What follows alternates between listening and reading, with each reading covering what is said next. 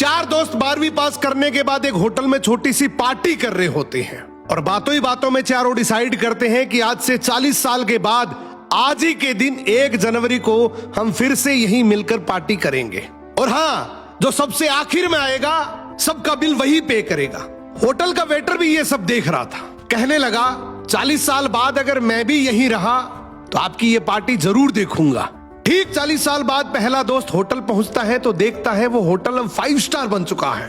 अब वहां पर सब कुछ बदल चुका है। तो एक शख्स उसे पहचान जाता है और कहता है सर बैठिए, मैं आपको पहचान गया, मैं वही वेटर हूं जो अब इस होटल का मालिक बन चुका हूं। वो कहता है क्या बात है। इतने में दूसरा दोस्त आ जाता है।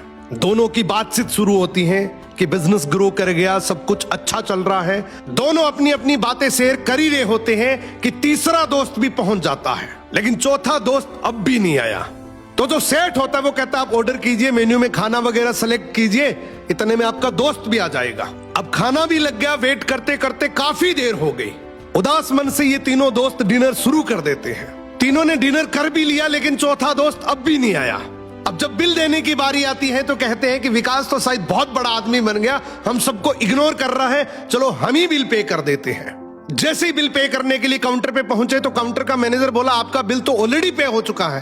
अब तीनों अपने चौथे दोस्त के ना आने की शिकायत करते करते होटल से बाहर निकले ही थे कि तभी एक सरकारी गाड़ी वहां आकर रुकती है। उसमें से एक लड़का उतरता है और तीनों के पैर छूते हुए कहता है मेरे पापा टीचर बन गए थे, मुझे कलेक्टर बनाने के काबिल कर दिया, लेकिन अफसोस मेरे पापा आज से 1 महीने पहले ये दुनिया छोड़कर चले गए।